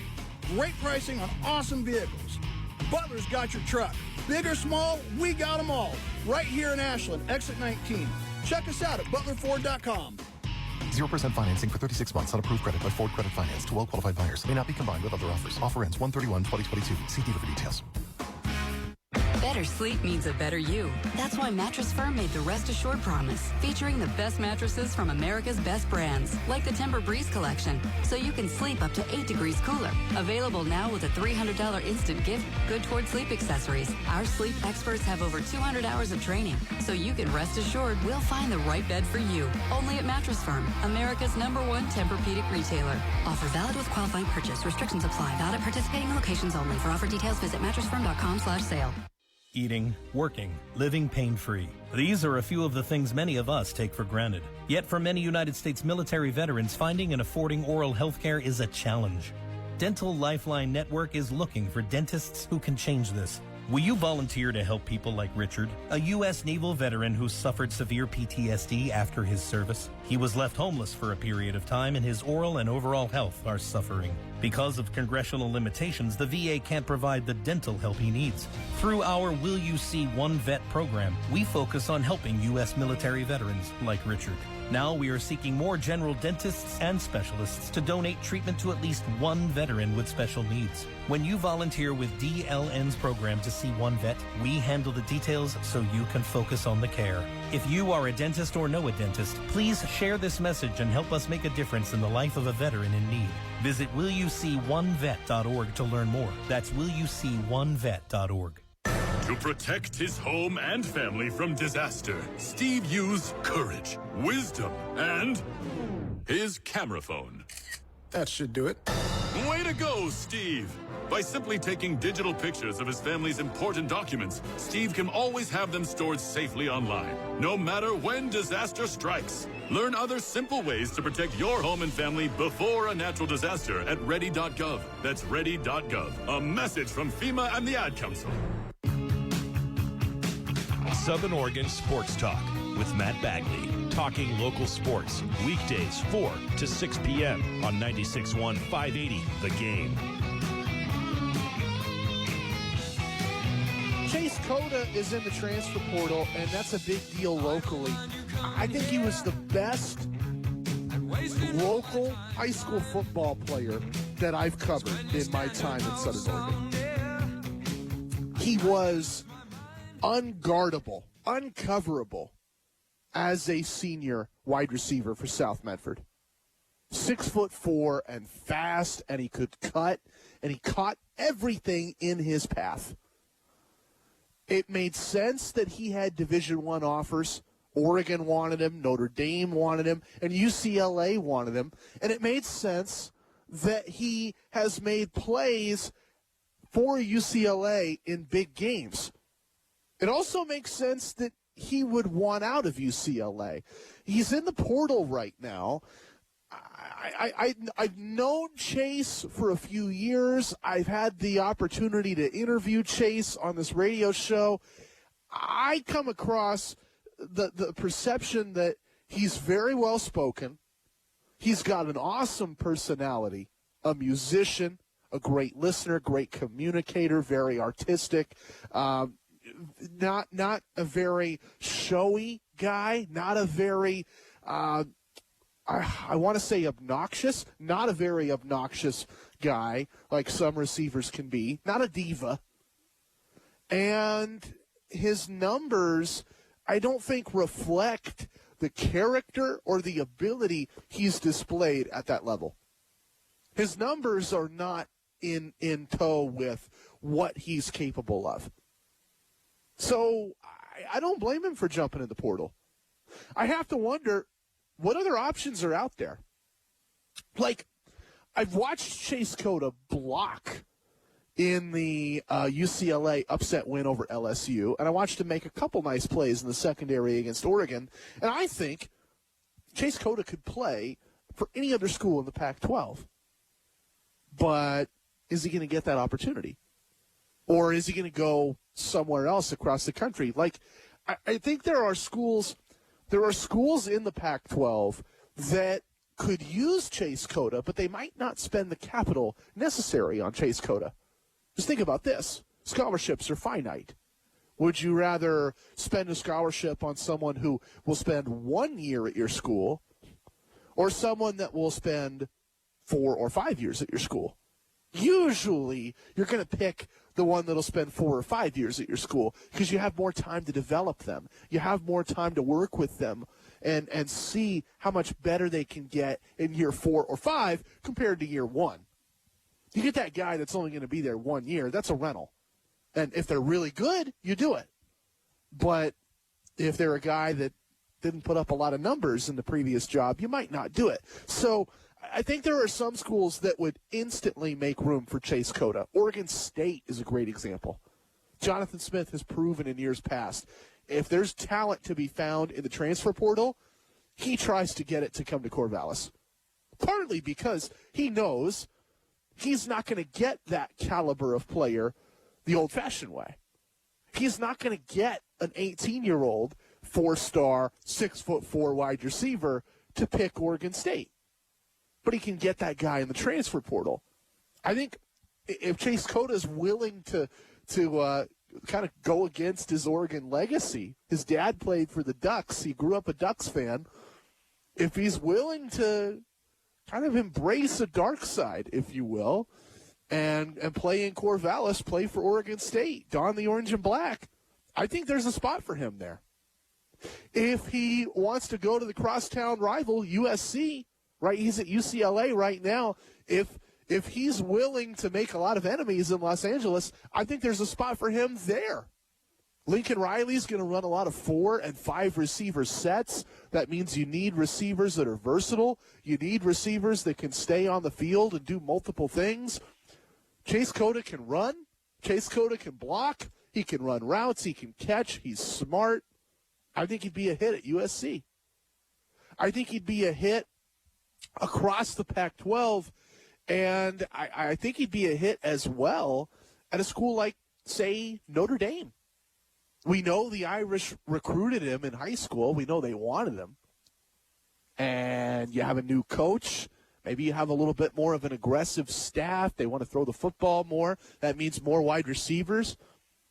I think Chase Cota makes a lot of sense there, too. We'll see what happens, but I would be surprised if he has to take a step down or a step back. I think he's going to wind up with another Power 5 opportunity. Pac-12, maybe Notre Dame, maybe another conference school. But I think Chase Cota is going to have a really good option lined up in the transfer portal if he does leave UCLA. Let me know what you think about that. Let me know how you felt watching him over the past couple of years. I see a guy that just the numbers don't reflect his ability. You put him on the Ducks, you put him on the Beavs or Notre Dame, and I think he'd be a lot better. Production-wise, it's there. The stats just aren't there yet. Or I should say, performance-wise, it's there. Production-wise, it hasn't been there. But I think that's easily fixed if you give him a better quarterback and a better system. 541-630-4792. I'm not so sure that Oregon is an instant sign for him. Like the way I talked about Oregon State, they would make room no matter what. I think Notre Dame would make room for him as well. I don't know if the Ducks do. Just because you have a staff that is so focused on recruiting, maybe they think they can recruit the high school freshman or the high school senior and college freshman. Maybe they think they're better off getting the 18-year-old guy and building around the roster that they have right now. Like, I know scholarships are very finite with that Oregon roster. Now, maybe they look at it as, we're bleeding guys in the transfer portal. We can make room for a scholarship here. Maybe that's the case. Maybe then there's room for Chase Cota. Maybe that's the silver lining in a bunch of Ducks leaving in the portal, is you have room for a Chase Cota. But I know Oregon's also looking at a few other transfer receivers. So maybe it comes down to they like Cota, they would love Cota, but they rank another receiver a little bit higher than him. That could be an issue too, preventing him from going to Eugene. We'll have to wait and see what happens. Like, I'm not going to tell you I think he's going to go to school X. I can't speak for him. But I think that there are options to return to the Northwest if he pursues them. Southern Oregon Sports Talk is presented by Medford BMW. One last topic this segment. Let's look ahead to Rams and Bucks on Sunday. Let's look at Tom Brady without Antonio Brown, without Chris Godwin, still dominating through the air. That was an impressive performance on Sunday. I thought it was surgical from Brady. There was never a moment of doubt that the Buccaneers would win that game and win comfortably. And they trusted Tom Terrific to throw the football and run that offense with utmost precision the entire way. I still don't feel great about the Bucs winning the NFC because you got to go to Lambeau again. They did it last year. I don't know if they can do it again this year. Lightning doesn't strike twice, right? I still don't know if I trust the Bucs long term without all those weapons in the wide receiver core. I think eventually a defense is going to cook up a way to beat that, knowing that they've been depleted by injuries and Antonio Brown's, blowing his own foot off basically. But I don't think the Bucs are going to suffer for those flaws in this round. They have to be a heavy favorite in this game. They have to be a heavy favorite. I've talked about this for years. The idea that with exceptions, with some rare exceptions, your Patrick Mahomes, your Derrick Henrys, your Khalil Macks, your Jalen Ramseys, most NFL players are around the same caliber of talent. They are the top 1 or 2 percentile of professional football players across the world and football players in general. And they just happen to play in a different team or a different scheme, and that can get them a little bit better or a little bit worse than they normally are. Now, here's where Tom Brady enters into that equation. If we assume that all of these teams are largely equal in talent, the difference is going to be coaching, and the difference is going to be their game plan and their execution of the game plan, their motivation in the week. How hard do they practice? How hard do they work? That's where Tom Brady is incredible, because the Tampa Bay Buccaneers can go into practice every day knowing they have the all-time winningest quarterback in pro football on their team, knowing that they have someone who in the clutchest of moments always delivers. Super Bowls, championship games, big playoff games, big regular season moments. Tom Brady has his fingerprints on everything. They know he's going to deliver. He's going to show up on the brightest stage. All they have to do is match him. It's a massive motivation boost to the Bucs. It's a massive boost every day in practice. I think it's a huge reason why the Bucs game plans are so successful, and I expect it to work again this weekend. Bruce Arians is a good coach. The Bucs have a good roster, but what really puts them over the top is they have Tom Brady, and they know they have Tom Brady. And that fires up that roster to work ever harder in big moments like this. I don't think they get past Green Bay, but I think they get past the Rams on Sunday. 541-630-4792 if you've got thoughts. I want to talk about Oregon losing players in the transfer portal. They might gain one, but they've lost a couple so far, and the bleeding might continue. I'll talk about why next, and then we'll get into Niners-Cowboys on Sunday. Last Sunday, look back at that game. Look ahead to Bills-Chiefs this next Sunday, and a few more things as well. How about the Blazers getting a big win last night? We'll talk about all that next. Southern Oregon Sports Talk. We're planning a trip to Spain later this year. But our Spanish is pretty bad. So we're using Babbel. Babbel's conversation-based method teaches you real-life words and phrases. And with Babbel's interactive, bite-sized lessons, you'll remember what you learned. There's no easier way to learn another language. Ahora hablamos español. He just said now we speak Spanish. Babbel, language for life. Now try Babbel for free. Just go to Babbel.com. That's BABBEL.com. If you're looking for a deal on a set of wheels, Butler's got your truck. It's Butler Ford's model year closeout sale going on right now. Hi, I'm Joel Nickerson, sales manager at Butler Ford, and right now is the time to really save at Butler Ford. All, and I mean all, remaining brand new 2021 F-150s, Escapes, EcoSports, Edges, and Mustangs all have 0% financing for 36 months, and most have rebates as well. You don't want to miss this opportunity. Plus, if you're looking for great used vehicles, we got those too. Used trucks, SUVs, sedans. We've got Fords, GMCs, Mazdas, Volkswagens, and Dodges. Over 40 on site and more on the way coming in every day. Great pricing on awesome vehicles. Butler's got your truck. Big or small, we got them all. Right here in Ashland, exit 19. Check us out at butlerford.com. 0% financing for 36 months on approved credit by Ford Credit Finance to well-qualified buyers. May not be combined with other offers. Offer ends 1/31/2022. See dealer for details. The debate about sports specialization by high school athletes continues.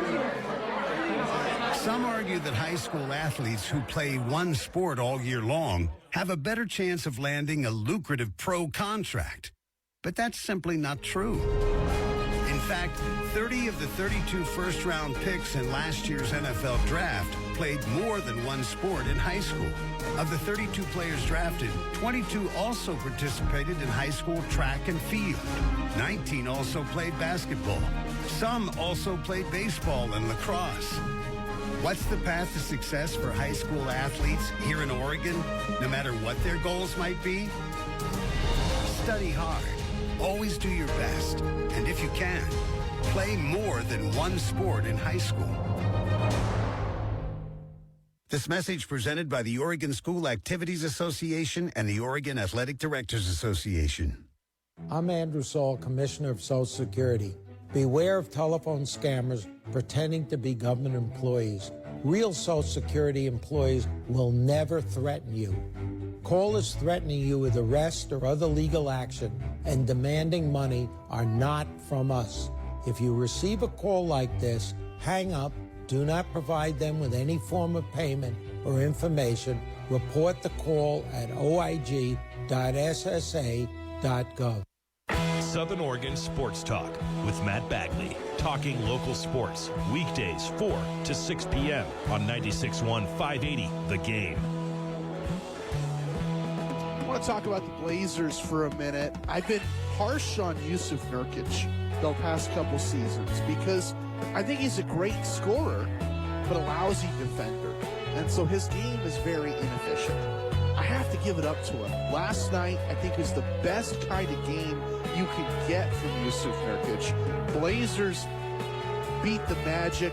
Nurk dominates an efficient 21 points and 22 boards.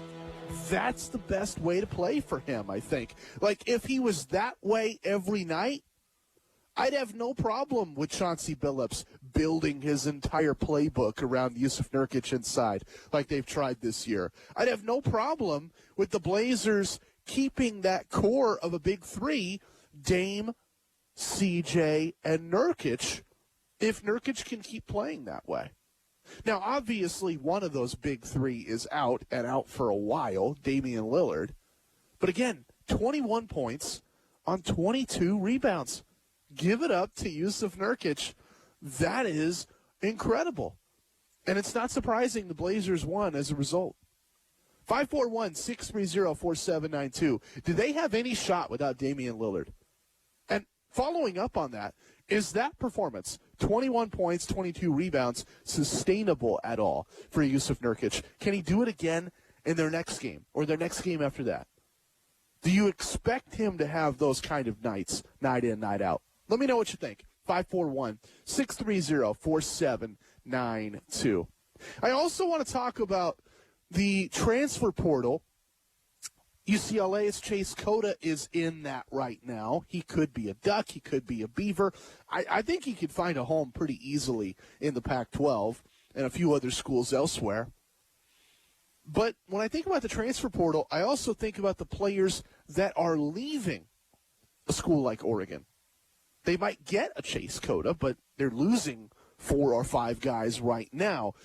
And let's go over some of those reasons. because I think it'll help talk some fans off the ledge and also get an understanding of where this staff and where this program needs to go. The reasons why Oregon players are transferring. Why are multiple running backs in the transfer portal? That's the easiest answer of all.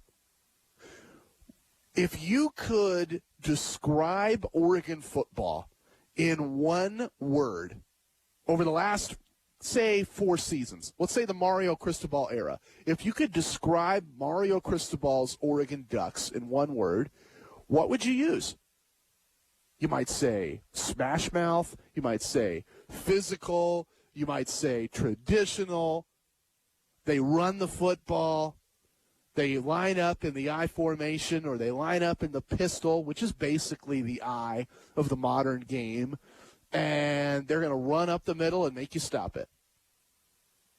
That scheme is very running back friendly, run friendly.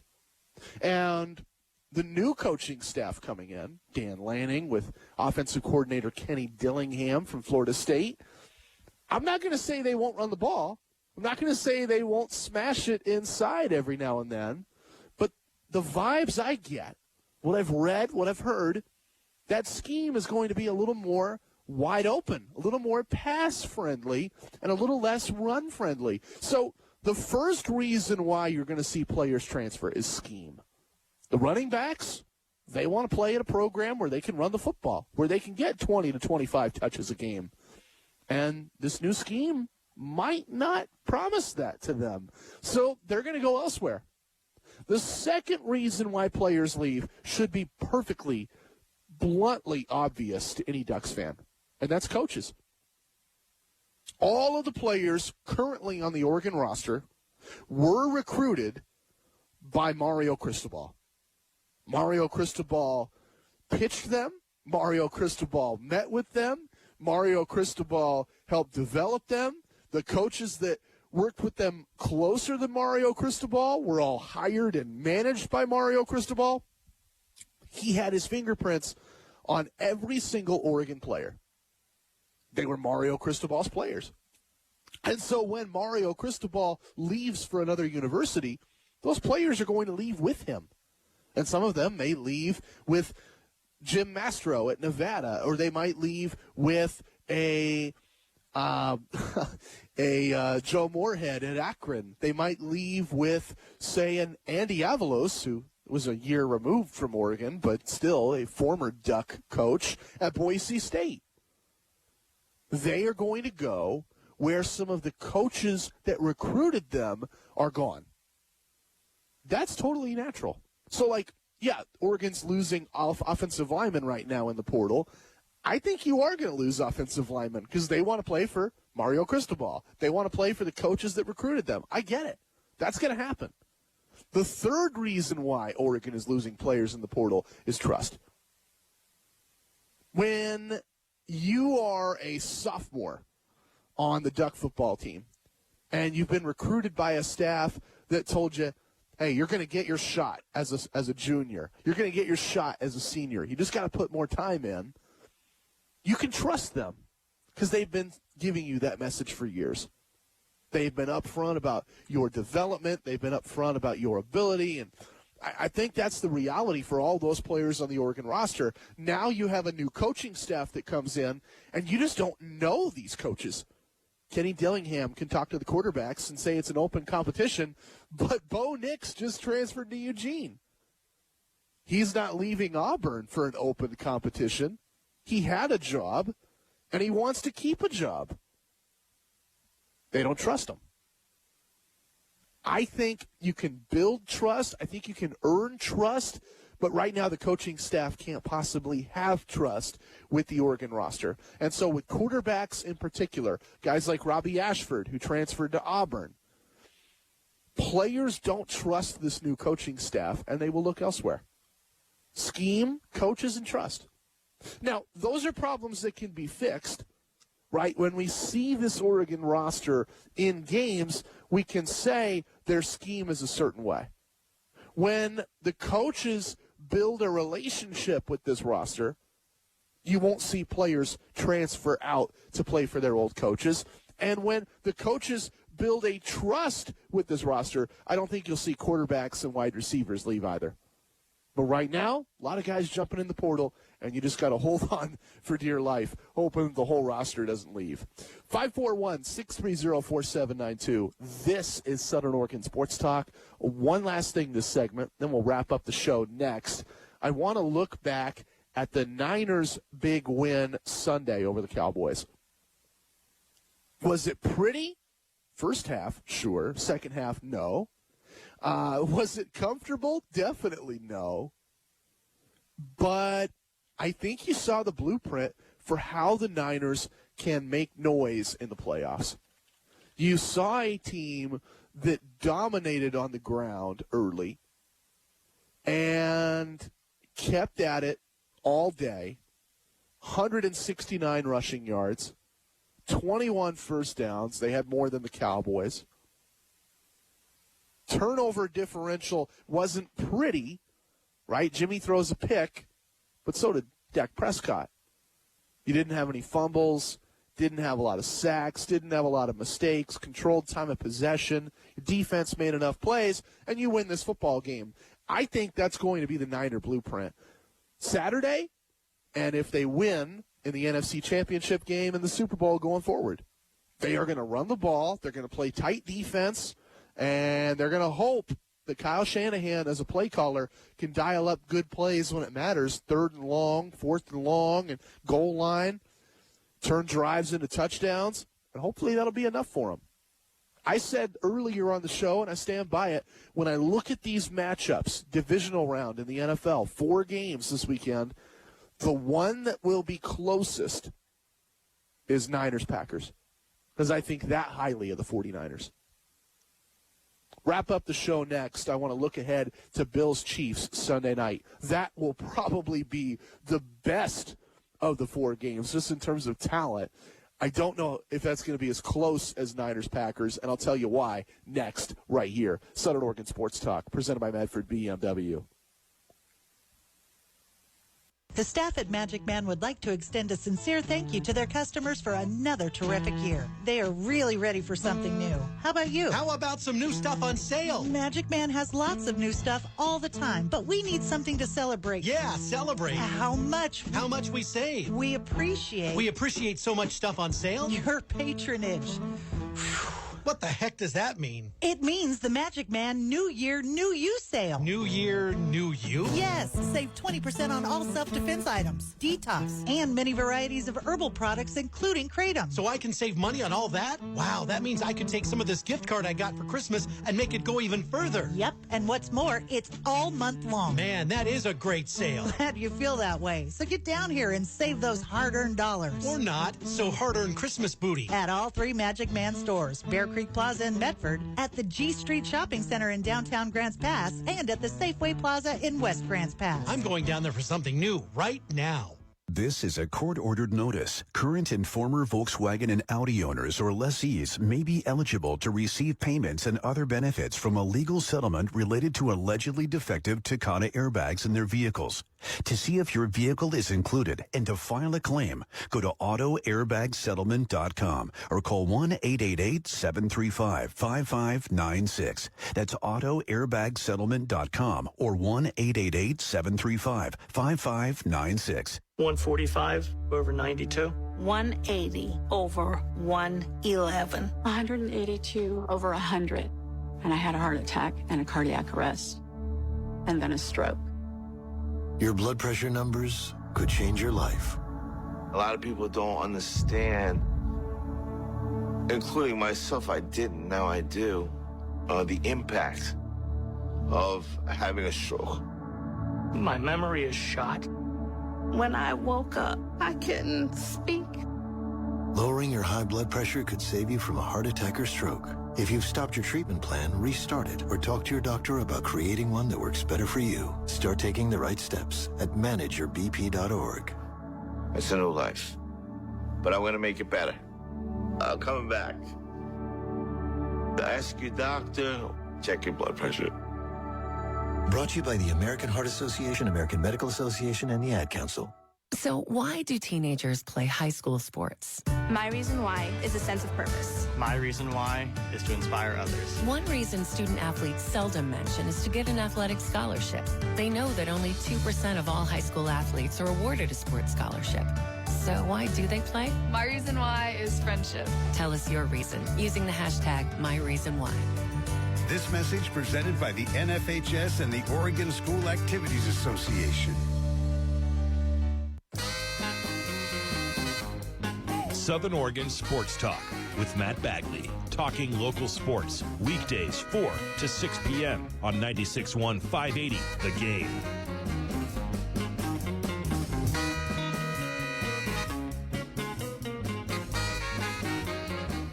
It's a great week if you like play-by-play on the radio. We've got Oregon State basketball Thursday. No Oregon basketball because their game against Wazoo postponed due to COVID. High school basketball Saturday. I love that we have high school basketball back on the radio. Don't know how long we'll have it just because of, again, COVID. But they keep playing games. We're going to keep airing them. That's the plan Saturday. North Medford with a doubleheader at 1:30 Saturday at Grants Pass. That'll air right here on the Game. South Medford with a doubleheader, same time Saturday, 1:30 against South Eugene. And that's going to be on 8:80 a.m. And then Sunday, I can't get you all 4 games. I can get you the 2 on Sunday right here, 96.1, 580 The Game, as we cover the NFL divisional round. I want to look ahead to one of the games we're going to air. Sunday night, Bills-Chiefs. 2 best rosters, great coaching staffs, great quarterbacks. But I'm not sure if this game is going to be that close. Maybe I'm picky. Maybe I'm being silly here. But I just watched the Buffalo Bills play their absolute best. Can they get any better than the showing they did on Saturday night? Can they do any better than that? I think I just saw their ceiling. Like, I look back at that game, and the Bills were better in every phase. But we see this in football games all the time. Change 1 or 2 plays, and it could have been a different outcome. The interception that they have in the first quarter, it's Bills 7, Patriots nothing. Mac Jones is driving down the field methodically, throws a lob to the end zone for Nelson Aguilar, who was open, could have made the grab, could have had 7 points. And instead, the Bills make a sliding interception to not only take a touchdown off the board, but then get the football back and add a touchdown to the board. Massive swing in that game. That's 14 points. Then you look at fumbles, you look at interceptions, you look at Josh Allen scrambling for his life and making miracles happen in the passing game. I don't know if the Bills can play any better than that. And I think they have to play better than that because their opponents are better as well. Andy Reid, Patrick Mahomes, Tyreek Hill, Travis Kelce. Do I need to give you the who's who on the Kansas City Chiefs? The team that handled the Bills easily in the AFC title game last year. The team that has been to back-to-back Super Bowls.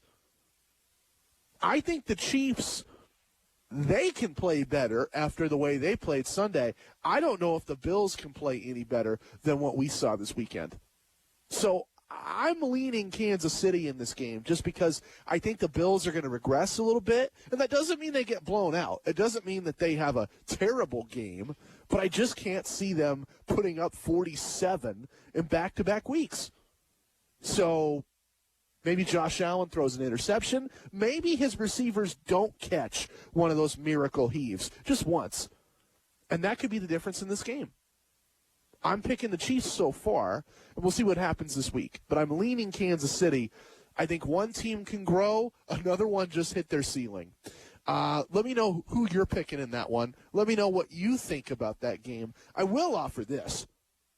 If I were purely betting over-unders, I would hammer the over on this game. Like, that's going to be a shootout for the ages. These defenses can force turnovers and make plays, but the quarterbacks are out of their minds. The play calling is incredible. This should be a shootout.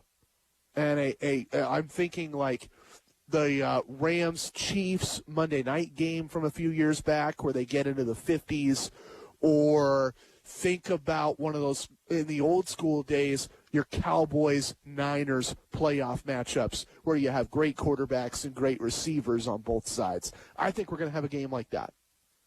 541-630-4792. I'd love to know what you think about that game coming up Sunday night. A couple more topics here.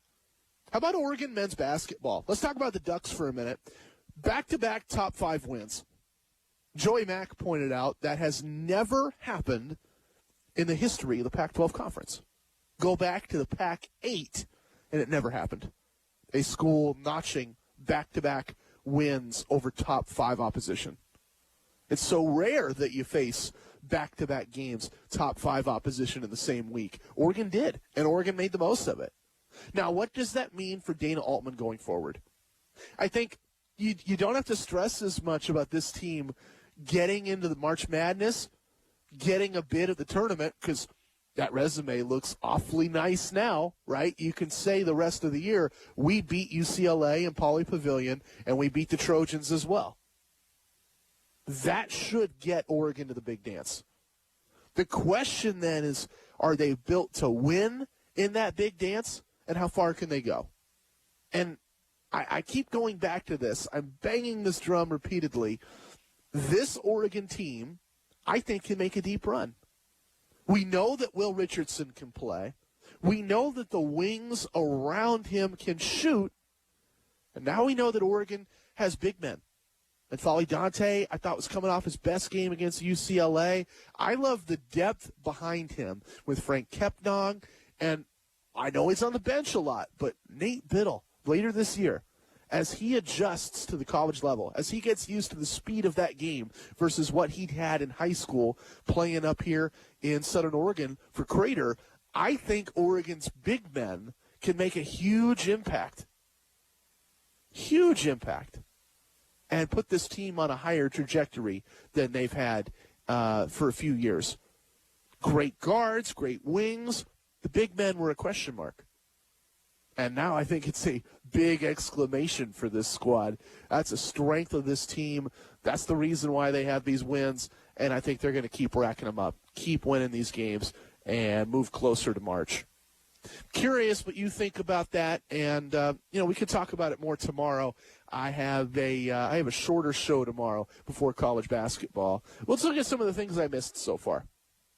Like, I could turn around and praise Oregon. Let's talk about Oregon State. The Beavers, they had that L.A. road trip as well. They just flipped the schools.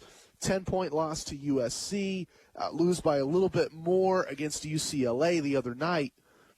The simple question is this. Do they have any shot? Is there any chance Oregon State makes a run in March? And maybe this is the best reverse jinx I could give them because I didn't believe in them last year. I don't believe in them this year either.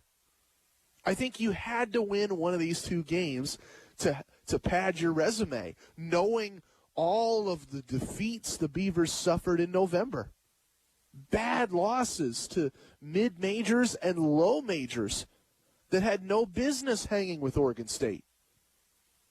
You have to make a statement in the Pac-12 to erase all of that and replace some of the foul taste you might have left in the mouths of the selection committee here. Oregon State needs quality wins in the Pac-12, and they missed out on 2 opportunities to get them. Washington and Wazoo aren't going to cut it. Utah and Colorado aren't going to cut it. You have to beat UCLA in Pauley. You have to beat USC. I know it was a tall task, but they just couldn't do it. And I think barring a tournament run, a Vegas Pac-12 Conference tournament run akin to what Oregon State did last year, pulling a rabbit out of their hat with a double OT win over UCLA and a come-from-behind win over the Ducks and then a slugfest with Colorado. They got lucky. They caught a lot of good breaks, and they played incredible basketball over 4 days. Barring that Herculean effort again, Oregon State won't have any shot in March. Wrapping up the show, like I said, I'm back at 4 o'clock tomorrow. Short show tomorrow. I'm off the air, I believe, at 4:45 because we've got college basketball headed your way tomorrow night. I want to know what you want to talk about tomorrow. My studio line is 541-630-4792. Text me and tell me what you're interested in this week. Are you focused on the Niners divisional round game against Green Bay Saturday night? Are you focused on that Bills-Chiefs shootout? Or Oregon dealing with the transfer portal in college football? Or Oregon State, maybe they come out of nowhere and make a move in the portal for a Chase Cota and make a move towards a Pac-12 title. Maybe you're focused on college basketball. We got a lot of directions we can take tomorrow, and I want your answers. 541-630-4792. Back tomorrow at 4, right here.